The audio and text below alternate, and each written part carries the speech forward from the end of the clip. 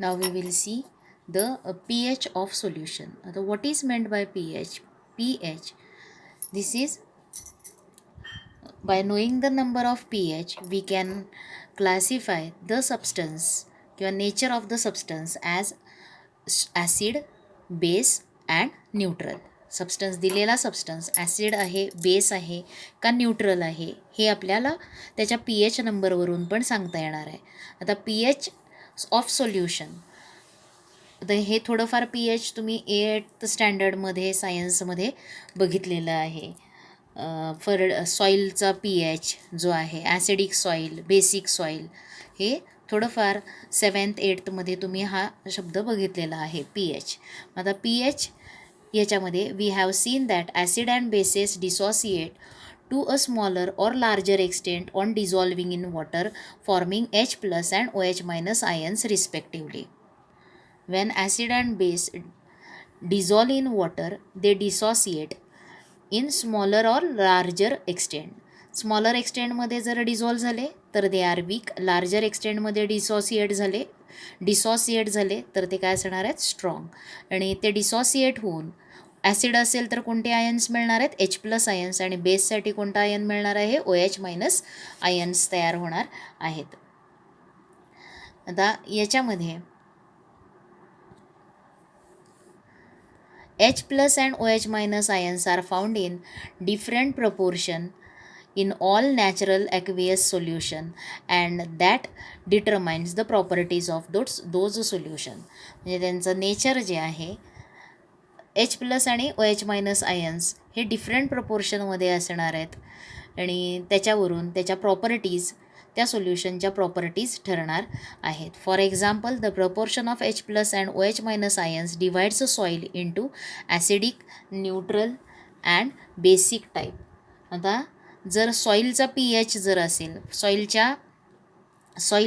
H+ आणि OH- आयन्सवरून आपल्याला soil जी आहे, माती, तिचं 3 प्रकारामध्ये विभाजन करता येतं. गट होणार आहेत, ॲसिडिक सॉईल, न्यूट्रल सॉईल आणि बेसिक सॉईल. आता it is necessary for blood, cell sap etcetera to have H+ and OH ions in certain definite proportion for their proper functioning. आता जे ब्लड आहे, सेल सॅब आहे, हे जे द्रव आहेत, पदार्थ ऑर्गॅनिझम्समध्ये प्रेझेंट असलेले, त्यांच्यामध्ये H+ आणि OH- आयन्स यांचं प्रपोर्शन हे डेफिनाईट असायला पाहिजे आणि तरच त्यांचं फंक्शन जे आहे ते प्रॉपर होणार आहे. Fermentation carried out with the help of micro organisms, त्याच्यानंतर other microbial processes and also many chemical processes required the proportion of H+ and OH- ions to be maintain within a certain limit. म्हणजे आता काही प्रक्रिया आहेत, फर्मेंटेशनची process असेल जी micro ऑर्गॅनिझम्सकडून घडून येणार आहेत, तशाच काही मायक्रोबाईल प्रोसेसेस आहेत, या व्यवस्थित कॅरी होण्यासाठी काही केमिकल प्रोसेसेस आहेत, त्या प्रॉपर होण्यासाठी त्याच्यामध्ये H+ आणि OH- आयन्सचं प्रपोर्शन हे काय असायला पाहिजे, मेंटेन असलं पाहिजे. Pure water also undergoes dissociation to very small extent and gives rise to H+ and OH- ions in equal proportion. Pure water जे आहे ते प्युअर वॉटरमध्ये सुद्धा काय होणार आहे, H+ आणि OH- आयन्स फॉर्म होणार आहेत त्याचं डिसॉसिएशन झाल्यावरती, आणि त्याच्यामध्ये व्हेरी स्मॉल एक्सटेंट, अगदी थोड्या प्रमाणामध्ये प्युअर वॉटरचं काय होणार आहे, डिसॉसिएशन होणार आहे. मग due to this property of water to undergo dissociation, there exist both H+ and OH- ions in any aqueous solution. कोणत्याही ॲक्वियस सोल्युशनमध्ये हे आयन्स प्रेझेंट असणार आहेत, कारण वॉटरमध्ये कोणती प्रॉपर्टी आहे, अगदी वॉटरसुद्धा काय होणार आहे, प्युअर वॉटरसुद्धा थोड्या प्रमाणामध्ये डिसॉसिएशन होऊन H+ आणि OH- आयन्स तयार करणार आहे. मग however their concentration may be different, त्यांचं कॉन्सन्ट्रेशन वेगवेगळं असेल. आता तुम्हाला इथे एक चार्ट दिलेला आहे आणि तो काय आहे, it shows the pH of different substances. Chart is given to you. Some common aqueous solutions दिलेले आहेत. मग त्याच्यामध्ये सोल्युशन्स कोणते आहेत, HCl आहे, gastric juice, lemon juice, vinegar, tomato juice, black coffee, acid rain, urine, rain, milk, pure water, sugar solution, blood, solution of baking soda, toothpaste, milk of magnesia, lime water आणि NaOH. 1 molarity concentration असलेलं NaOH आणि 1 molarity concentration असलेलं HCl. आणि आता याच्यामध्ये पुढच्या कॉलममध्ये त्यांचा काय लिहिलेलं आहे, pH दिलेला आहे. आता HClसाठी 0.0 लिहिलं आहे. त्याच्यानंतर गॅस्ट्रिक ज्यूस 1 pH आहे, लेमन ज्यूसचा 2.5, विनेगरचा 3 pH आहे, टोमॅटो ज्यूस त्याच्यासाठी आहे 4.1 pH, black coffee 5 pH, acid rain 5.6 pH आहे, युरिनचा 6 आहे, रेन आणि मिल्क यांचा pH 6.5, pure water sugar solution त्यांचा pH 7 आणि जे आहेत blood 7.4, solution of baking soda 8.5, toothpaste 9.5, milk of magnesia 10.5, lime water 11 आणि 1 m किंवा 1 मोलॅरिटी ऑफ NaOH त्याचं pH आहे 14. आता इथे हा नंबर काय दाखवतो तर pH म्हणजे काय, त्याच्यामधला P जो असतो तो म्हणजे पोटॅन्स किंवा स्ट्रेंथ ऑफ H+आयन्स, स्ट्रेंथ ऑफ H+आयन किंवा पोटॅन्स किंवा पॉवर ऑफ H+आयन. हायड्रोजनचे आयन्स जे आहेत, हायड्रोजन, पॉवर ऑफ हायड्रोजन किंवा पोटॅन्स ऑफ हायड्रोजन त्याच्यासाठी म्हटलेलं आहे pH स्केल. आता pH स्केलवरून इथं जर बघितलं तुम्ही तर त्या pHच्या नंबरवरून आपल्याला सबस्टन्सेसचं क्लासिफिकेशन करता येतं. ॲसिडिक, न्यूट्रल, आणखीन बेसिक. मग ॲसिडिक कोणते आहेत, न्यूट्रल कोणते असणार आहेत, मग ज्यांचा pH हा 7 आहे, ज्या सबस्टन्सचा pH 7 ते सबस्टन्स काय असणार आहेत, न्यूट्रल असणार आहेत. म्हणजे इथं प्युअर वॉटर, शुगर सोल्युशन हे न्यूट्रल सबस्टन्सेस येणार आहेत.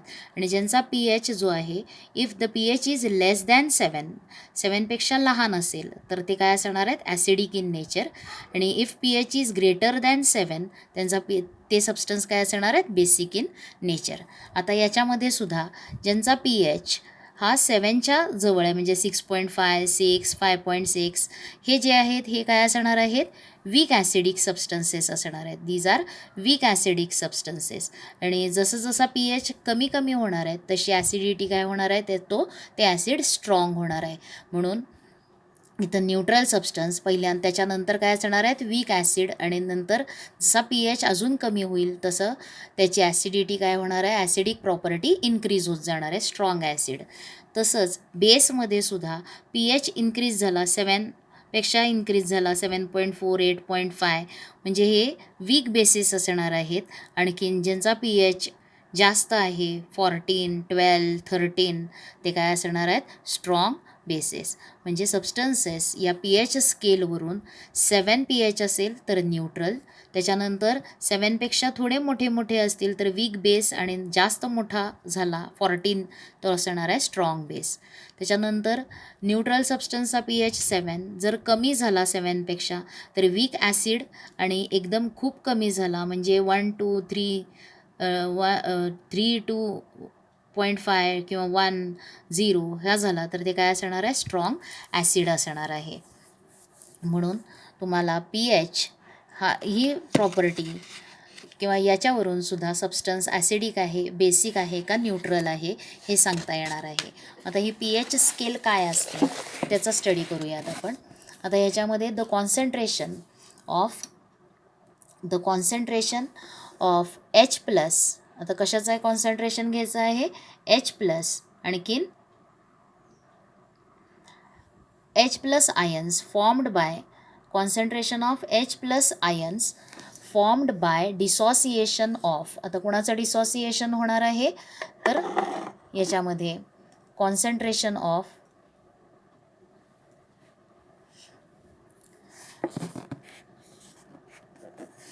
H+ ions formed by dissociation of water at 25 degrees Celsius is 1 into 10 raised to -7 mole per liter. आता वॉटरचं डिसॉसिएशन किती टेम्परेचरला झालेलं आहे, 25 डिग्री सेल्सिअस टेम्परेचरला जर झालं तर त्यामध्ये H+ आयन्सचं कॉन्सन्ट्रेशन किती असतं, मोल पर लिटरमध्ये किती असणार आहे, 1 into 10 raised to -7 असणार आहे. At the same temperature the concentration of H plus ions in 1 मोल सोल्युशन ऑफ HCl. HClचं किती असणार आहे तर 1 × 10⁻�0 मोल पर लिटर. आणि NaOH 1 मोल NaOH सोल्युशनचं कॉन्सन्ट्रेशन 25 डिग्री सेल्सिअसला concentration of H plus ions हे किती असणार आहे 1 × 10⁻⁻14 मोल पर लिटर हे असणार आहे. मग आता वॉटरसाठी किती आहे concentration of H plus ions तर 1 × 10⁻⁷ मोल per litre. One mole solution of 1 molarity solution of HCl चं कॉन्सन्ट्रेशन H प्लस आयन्सचं कॉन्सन्ट्रेशन किती आहे 1 × 10⁻�0 मोल पर लिटर. आणि 1 मोलॅरिटी NaOH सोल्युशनमध्ये H प्लस आयन्सचं कॉन्सन्ट्रेशन किती आहे 1 × 10⁻⁻14 मोल पर लिटर.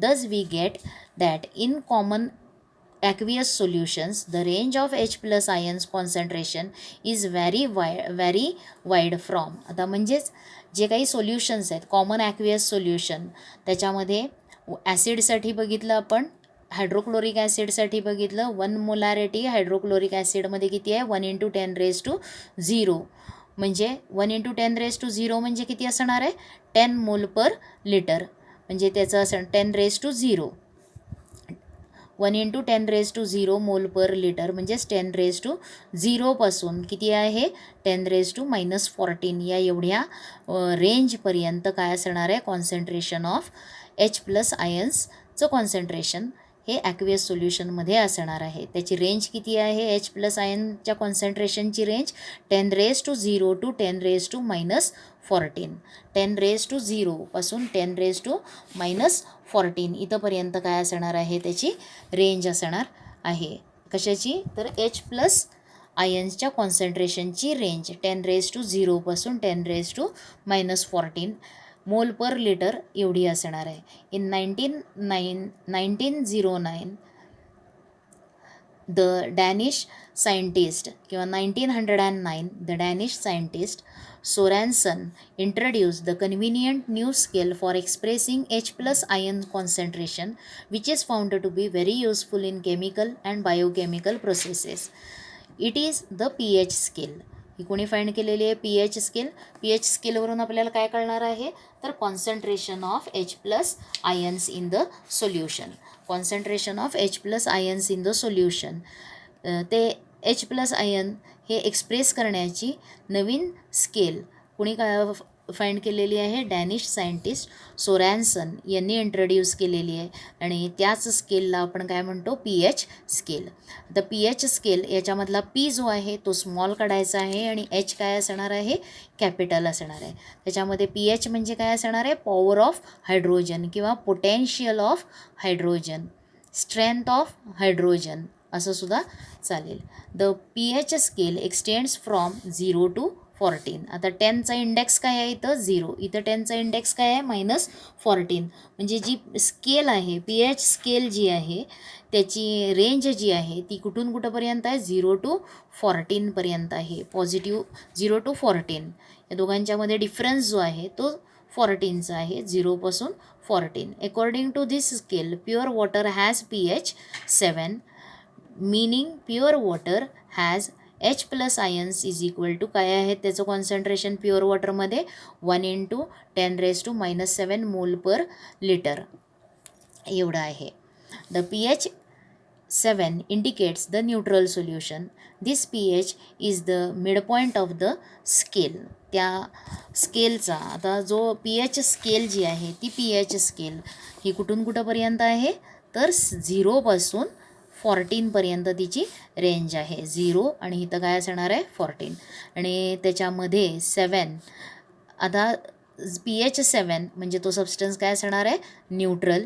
मग वॉटरचा H प्लस आयनचं कॉन्सन्ट्रेशन किती आहे 1 × 10⁻⁻7 मोल पर लिटर. त्याच्यानंतर हायड्रोक्लोरिक ॲसिडचं H प्लस आयन्सचं कॉन्सन्ट्रेशन किती आहे 1 × 10⁻�0 मोल पर लिटर. आणि हे झालं हे वॉटरसाठी आहे प्युअर वॉटरसाठी आणि इथं कोणता आहे HCl, त्याचं कॉन्सन्ट्रेशन किती आहे 1 मोलॅरिटी.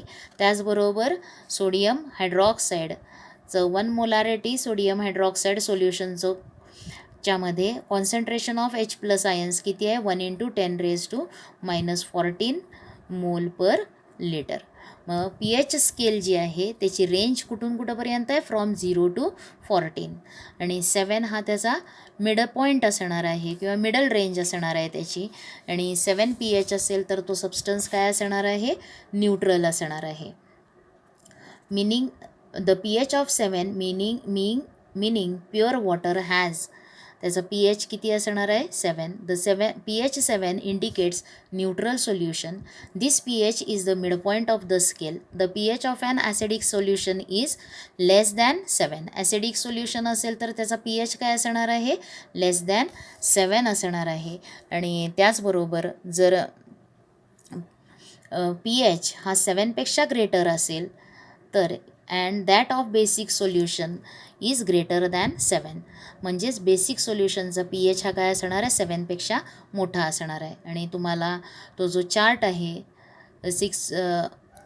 मागच्या पेजवरती दिलेला 63 पेजवरचा, याच्यावरून तुम्हाला काही डिफरंट सबस्टन्सेसचे pH लक्षात येणार आहेत. मग pH वरून तो सबस्टन्स ॲसिडिक आहे का बेसिक आहे का न्यूट्रल आहे हे सांगता येणार आहे. आता बाय विच अदर मेथड कुड you find out the pH of the solution. आता pH फाइंड करण्याची दुसरी कोणती मेथड आहे ते बघायचं आहे. कोणती आहे तर त्याच्यामध्ये ते आपण स्टडी करणार आहोत. आता pH वरून जर आपल्याला pHची संख्या दिली असेल, pH ऑफ द सोल्युशन दिला असेल तर तो सबस्टन्स आपल्याला ॲसिडिक बेसिक का न्यूट्रल हे सांगता येणार आहे. If pH is 7 then the given solution is neutral. If pH is less than 7 then the given solution is acidic. And if pH is greater than 7 then the solution is basic in nature. Now, by which other methods could be used to find out the pH of the solution. पहिल्यांदा pH स्केलचा use करून pH find करता येणार आहे. त्याच्यानंतर pH metre हे एक instrument आहे, त्याचा यूज करून आपल्याला दिलेल्या सबस्टन्सचा pH फाइंड करता येणार आहे. आणि अजूनही युनिव्हर्सल इंडिकेटरचा यूज करून सुद्धा pH फाइंड करता येणार आहे. युनिव्हर्सल इंडिकेटरचं सोल्युशन किंवा युनिव्हर्सल इंडिकेटरचा युनिव्हर्सल इंडिकेटर पेपरचा यूज करून सुद्धा pH फाइंड करता येणार आहे. मग what are the colours of the following natural and synthetic indicators in acidic and basic solution. पहिल्यांदा इंडिकेटर्स काय करणार आहेत, they changes the colour in acid and base. आणि त्यावरून आपल्याला तो सबस्टन्स हा ॲसिडिक आहे का बेसिक आहे हे सांगता येणार आहे. मग असे इंडिकेटर्स नॅचरल इंडिकेटर्स पण आहेत आणि सिंथेटिक इंडिकेटर्स पण आहेत. मग नॅचरल इंडिकेटर्समध्ये कोणते कोणते येणार आहेत, टर्मरिक आहे, जामून आहे, त्याचबरोबर रेड कॅबेज, त्याच्यानंतर ग्रेप्स ज्यूस हे काय असणार आहेत, इंडिगो म्हणजे निळ ही सुद्धा काय मध्ये कशामध्ये येणार आहे, युकलिप्टस ऑइल हे काय आहेत नॅचरल इंडिकेटर्स. लिटमस हा सुद्धा काय येणार आहे नॅचरल इंडिकेटर. त्याच्यानंतर मिथाईल ऑरेंज, फिनॉल्फिथॅलिन हे काय असणार आहेत सिंथेटिक इंडिकेटर्स असणार आहेत. मग आता ह्याच्यामध्ये ॲसिड आणखीन बेससाठी त्यांचे कलर्स काय काय असणार आहेत. मग लिटमस जर बघितला तर लिटमसचा ॲसिडसाठी कलर काय असणार आहे रेड आणि बेससाठी कलर काय असणार आहे ब्ल्यू. टर्मरिक जर घेतलं तर turmeric has red colour in acid, आणखीन turmeric has yellow colour in acid आणि रेड कलर इन बेसमध्ये त्याला कलर काय असणार आहे रेड.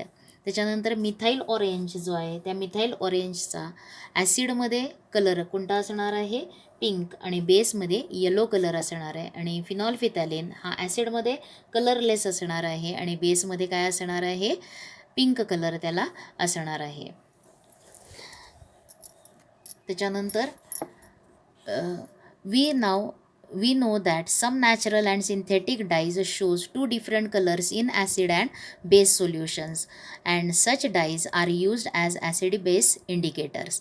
आता काही डाईज काय असणार आहे सिंथेटिक डाईज जे आहेत ते काय करणार आहेत, ॲसिड आणखीन बेसिक सोल्युशनमध्ये डिफरंट कलर्स दाखवणार आहेत. आणि अशा डाईजला काय म्हटलेलं आहे, they are used as acid base indicator.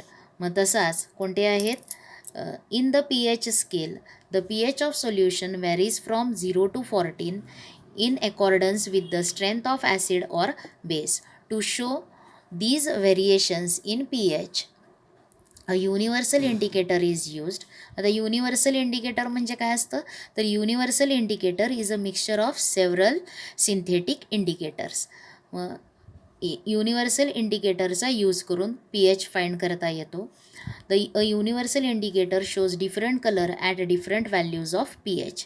Universal indicator जो आहे त्याच्यावरून different colours for different pH, different colours असणार आहेत.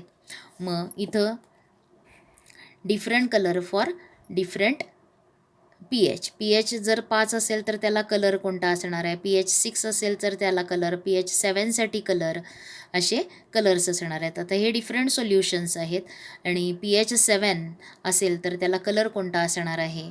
त्याचबरोबर आता pH 6 असेल तर त्याला कोणता कलर असणार आहे.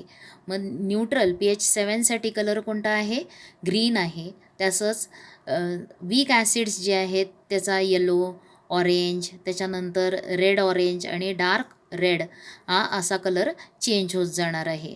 त्याच्यानंतर वीक बेससाठी पहिला कोणता येणार आहे, व्हायलेट कलरपासून म्हणजे पर्पल, व्हायलेट आणखीन ब्ल्यू कलरपर्यंत जाणार आहेत. असे कलर्स चेंज होणार आहेत. आता इथं pH पेपर दाखवलेला आहे आणि या pH पेपरचा यूज करायचा. pH पेपर काय करायचं आहे, दिलेलं जो सबस्टन्स आहे तो ॲसिडिक असेल किंवा बेसिक असेल, म्हणजे NaOHचं सोल्युशन असेल, लाईम ज्यूसचं सोल्युशन असेल, त्याचबरोबर सोडियम क्लोराईडचं सोल्युशन असेल किंवा दुसरे सॉल्ट, बेकिंग सोडा असेल, त्याच्या सोल्युशनमध्ये जर तुम्ही हा pH पेपर डीप केला तर काय होणार आहे, त्याला एक कलर मिळणार आहे. आणि त्या कलर, ते आलेला कलर इथल्या कलरला कोणत्या मॅच होतो आहे बघायचं आहे आणि त्या कलरला नंबर काय आहे तो काय असणार आहे, त्या सबस्टन्सचा pH असणार आहे. मग आता इथं तुम्हाला एक pH मीटर पण दाखवलेला आहे. pH मीटर, युनिव्हर्सल इंडिकेटर यांचा यूज करून आपल्याला pH फाइंड करता येतो. युनिव्हर्सल इंडिकेटर आणि pH मीटरचा यूज करून pH फाइंड करता येत असतो. आता युनिव्हर्सल इंडिकेटर म्हणजे काय आहे, तर universal indicator is made up by, universal indicator हे सेव्हरल म्हणजे अनेक इंडिकेटर्सचं, अनेक सिंथेटिक इंडिकेटर्सचं काय असणार आहे, सोल्युशन असणार आहे आणि ते स्पेसिफिक प्रपोर्शनमध्ये घेतलेलं असणार आहे. मग an universal indicator is made by mixing several synthetic indicators in specific proportion. Specific प्रपोर्शनमध्ये ते ॲड करून युनिव्हर्सल इंडिकेटर तयार केलं असणार आहे. The pH of the solution can be determined by means of universal indicator solution or pH paper made by it. Universal indicator सोल्युशनचा वापर करायचा किंवा त्याच्यापासून तयार झालेल्या pH पेपरचा वापर करून सुद्धा आपल्याला pH फाइंड करता येतो. म्हणजे युनिव्हर्सल इंडिकेटर सोल्युशन किंवा युनिव्हर्सल इंडिकेटर यूज करून तयार झालेले पेपर, pH पेपर त्याला म्हटलेला आहे. However the most accurate method of measuring the pH for solution is to use the electrical instrument called pH meter. pH मीटरचा यूज करून, electrical एक इन्स्ट्रुमेंट आहे pH मीटर, त्याचा यूज करून ॲक्युरेट आपल्याला pH फाइंड करता येतो. In this method pH is measured by dipping electrodes in the solution. इथं तुम्हाला डायग्रॅममध्ये दाखवलेलं आहे, इलेक्ट्रोड्स त्या सोल्युशनमध्ये डीप केलेलं आहे, ज्याचा pH फाइंड करायचा आहे त्या सोल्युशनमध्ये pH मीटरचे इलेक्ट्रोड्स डीप केलेले आहेत. आणखीन मग त्याच्यावरती जो नंबर येणार आहे तो नंबर काय असणार आहे, त्याचा pH असणार आहे. नाव we will see reactivity of acids and base. आता pH जो आहे त्या pHवरून जर pH 7 असेल तर काय असणार आहे तो सबस्टन्स, न्यूट्रल. pH हा 7पेक्षा लहान असेल तर ॲसिडिक आणि pH ग्रेटर दॅन 7 असेल तर काय असणार आहे तो basic in nature. Now we will see reactivity of acids and base. The reactivity, acids आणि बेसची प्रॉपर्टीज, रिॲक्टिव्हिटी. मग पहिली प्रॉपर्टी कोणती आहे रिॲक्टिव्हिटीमध्ये, न्यूट्रलायझेशन रिॲक्शन, म्हणजे reaction between acid and base. आणि पहिलं आहे न्यूट्रलायझेशन. त्याच्यासाठी एक ॲक्टिव्हिटी इथं केलेली आहे. काय केलेलं आहे, take 10 ml of dilute HCl in beaker. बीकरमध्ये 10 ml डायल्यूट HCl घ्यायचं आहे. त्याच्यानंतर एक ग्लास रॉड, आणि ग्लास रॉडनं एक युनिव्हर्सल इंडिकेटर जो pH पेपर आहे त्याच्यावरती त्या ॲसिडचा एक ड्रॉप ॲड करायचा आहे, ह्याच्यावरती टाकायचा आहे आणि त्याचा pH मोजायचा आहे. या डायल्यूट सोल्युशनचा pH हा युनिव्हर्सल इंडिकेटरचा यूज करून, युनिव्हर्सल इंडिकेटरची जी बॉटल असते सोल्युशनची त्याच्यावरती अशी कलर स्ट्रिप्स दिलेले असतात आणि त्या रंगांवरून आपल्याला किती pH आहे हे समजणार आहे. ज्या वेळेला तुम्ही या pH पेपरवरती ॲसिडचा एक ड्रॉप ॲड करता त्यावेळेस इथं काय होणार आहे, कलर त्याला मिळणार आहे आणि त्या कलरचा pH आपल्याला pH स्केलच्या स्ट्रिपवरती समजणार आहे. मग तो मोजायचा आहे. Use a glass rod to put a drop of this solution on a pH paper and record the pH of the solution. त्या pH रेकॉर्ड करायचा. तर हा pH किती असणार आहे, HCl आहे म्हटल्यानंतर pH हा किती असणार आहे, 7पेक्षा लहान असणार आहे. म्हणजे तो 1, 2, 3 असा काही असेल त्याच्या कॉन्सन्ट्रेशनवरून. जे डायल्यूट आहे HCl हे कसं आहे, डायल्यूट HCl आहे. मग त्याचा pH हा काय असणार आहे, इथं तुम्हाला रेड कलर मिळणार आहे. मग त्याच्यावरून pH जो आहे तो pH 1, 2, 3 किंवा 2 असेल, 3 असेल असा असणार आहे. हे एक्सपेरिमेंट केल्यावरती लगेच लक्षात येणार आहे. मग तसा pH मोजायचा आहे आणि त्याच्यानंतर काय करायचं आहे, add to it a few drops of dilute NaOH. आता या बीकरमधल्या डायल्यूट HClमध्ये काय ॲड करायचं आहे तुम्हाला, डायल्यूट NaOH ॲड करायचं आहे. आता NaOH हा काय झालेला आहे, बेस आहे आणि सोल्युशन बाय मीन्स ऑफ ड्रॉपरच्या सहाय्यानं याच्यामध्ये NaOH ॲड करायचं आहे आणि ते सतत स्टर करायचे. सोल्युशन काय करायचं आहे, स्टर करायचं आहे आणि नंतर त्याच्यातला पुन्हा ग्लास रॉडनं त्या सोल्युशनचा एक ड्रॉप, 1-2 ड्रॉप कशावरती टाकायचे आहेत, दुसऱ्या pH पेपरवरती टाकायचे आहेत. मग त्याच्यावरून पुन्हा त्या pH पेपरवरती त्या pH पेपरला कलर मिळणार आहे. तो कलर बघून त्याचा pH किती आहे ते बघायचं आहे. मग आता जर तो pH जो आहे तो pH काय व्हायला लागतो, मेजर केला आपण. आता measure the pH of resulting solution by putting a drop of this solution on another pH paper. In this manner, go on adding dilute NaOH drop by drop and record the pH. Drop by drop add करायचं आहे आणि तो pH किती आहे तो record करत जायचं आहे. जे सोल्युशन तयार होणार आहे त्याचा pH. आता जर बघितलं तर pH हा काय होत जातो, इन्क्रीजिंग होत जातो. जर 3 असेल तर नंतर तो 3.5 होईल, 4, 4.5, 5, 5.6 किंवा 6, 6.5 असा pH इन्क्रीज होत जाणार आहे. आणि नंतर काय करायचं आहे, stop adding NaOH when the green colour appears on pH paper. ज्या वेळेला pH पेपरवरती ग्रीन कलर येणार आहे त्यावेळेस NaOH ड्रॉप ॲड करायचं, स्टॉप करायचं आहे. ग्रीन कलर pH पेपरवरती येतो म्हणजे त्यावेळेस त्या सोल्युशनचा pH काय असतो, 7 असतो. That is Wien the pH of solution becomes 7. म्हणजे ग्रीन कलर येतो म्हणजे त्या सोल्युशनचा pH काय असणार आहे, 7. म्हणजे ते सोल्युशन काय असणार आहे, न्यूट्रल झालेलं असणार आहे. म्हणजेच ॲसिडमध्ये ज्या वेळेला तुम्ही बेस ॲड करता त्यावेळेस त्यांच्यामध्ये रिॲक्शन होणार आहे आणि जो प्रॉडक्ट फॉर्म होणार आहे त्या प्रॉडक्टचं नेचर काय असणार आहे, न्यूट्रल असणार आहे. म्हणून द न्यूट्रलायझेशन रिॲक्शन. आता न्यूट्रलायझेशन रिॲक्शन ही कुणामध्ये होणार आहे, ॲसिड आणखीन बेसमध्ये होणार आहे. आता why does the pH increases as NaOH solution is added drop by drop to the HCl solution. त्याचा pH काय होणार आहे, इन्क्रीज होतो. जर pH सुरुवातीला 2 असेल तर तो काय होणार आहे, 3 होईल, 4 होईल, 5 होईल, 6 होईल, 7 होईल आणि 7 झाल्यावरती pH पेपरवरती कलर कोणता येणार आहे तुम्हाला, ग्रीन कलर येणार आहे. त्यावेळेस NaOH ॲड करायचं, स्टॉप करायचं आहे. The answer lies in the process of dissociation. म्हणजे डिसोसिएशन होणार आहे. आता both HCl and NaOH dissociate in their aqueous solution. HCl हा काय होणार आहे, डिसॉसिएट होणार आहे, म्हणजे H प्लस आयन्स त्याच्यामध्ये तयार होणार आहेत. आणि ज्या वेळेला तुम्ही NaOH त्याच्यामध्ये ॲड करता त्यावेळेससुद्धा त्याचं डिसॉसिएशन होऊन कोणते आयन्स फॉर्म होणार आहेत, तर OH मायनस आयन्स तयार होणार आहेत. Addition of NaOH solution to HCl solution is like adding the large concentration of OH minus ions to the large concentration of H plus ions. आता HCl हा काय आहे, स्ट्रॉंग ॲसिड आहे आणि त्याचं कंप्लीट डिसॉसिएशन होऊन त्याच्यामध्ये H प्लस आयन्स ग्रेटर अमाऊंटमध्ये असणार आहेत. NaOH ॲड करतो त्यावेळेस NaOH हा स्ट्रॉंग बेस आहे, म्हणजे त्याचं कंप्लीट डिसॉसिएशन होणार आहे. म्हणजेच त्याच्यामध्ये म्हणजे जे काही large concentration of H plus ions present आहेत HCl या सोल्युशनमध्ये, त्याच्यामध्ये तुम्ही NaOH ॲड करतो, म्हणजेच आपण काय ॲड करतो, large concentration of OH minus ions त्याच्यामध्ये ॲड करतो. आता हे H प्लस आयन्स आणि OH मायनस आयन्स जे आहेत, आता however water dissociate into H plus and OH minus ions to a very small extent.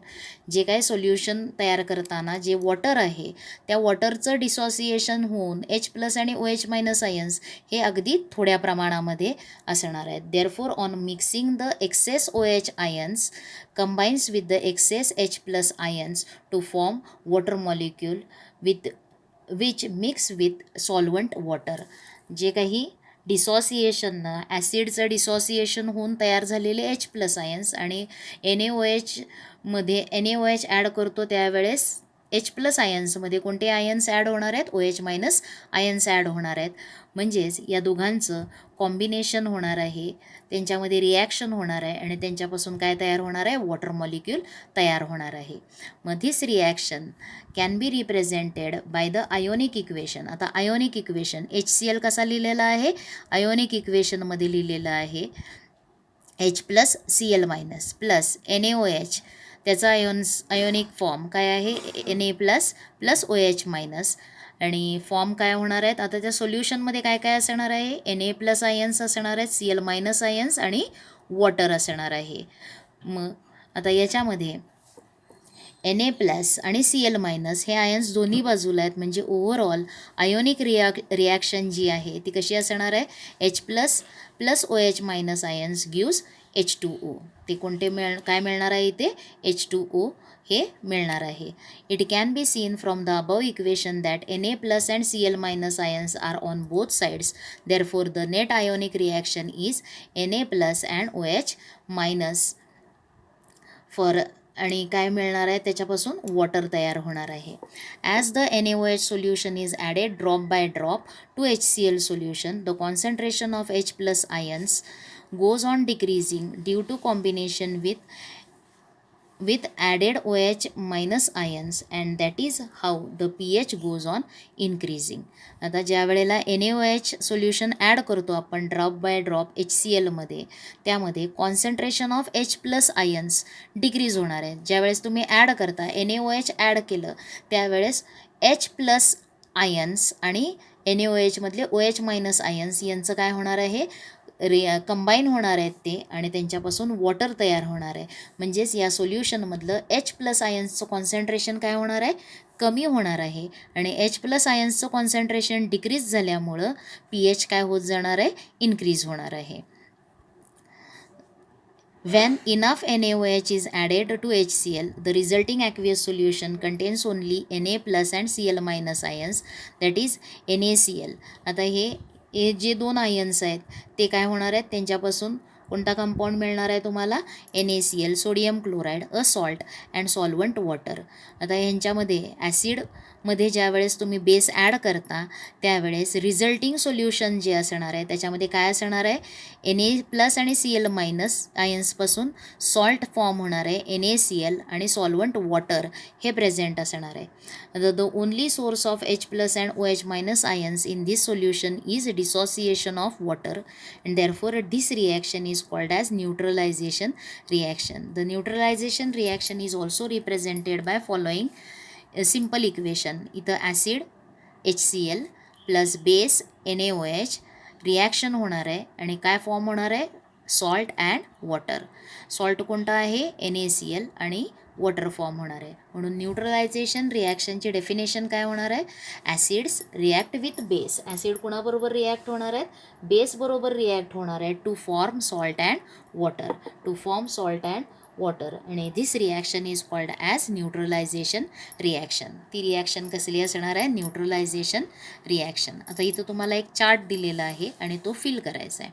The complete the following table of neutralisation reaction and also write down the names of acid, bases and salts in it. Now see here what is given. A neutralization reaction. Some neutralization reactions are shown here. Acid reacts with base means acid plus base काय तयार होणार आहे? Salt and water. Acid react with base to form salt and water and this reaction is called as neutralization reaction. And here 3 examples of neutralization reactions are given to you and you have to complete it. मग पहिलं काय आहे? HNO3 plus base तुम्हाला लिहायचं आहे आणि salt कोणता तयार झालेला आहे? KNO3 plus water H2O. आता याच्यामध्ये सॉल्ट कोणता असणार आहे?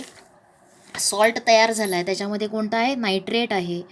मग पोटॅशियम नायट्रेट हा सॉल्ट तयार झाला आहे म्हणजे इथं बेस जो आहे तो बेस काय असायला पाहिजे?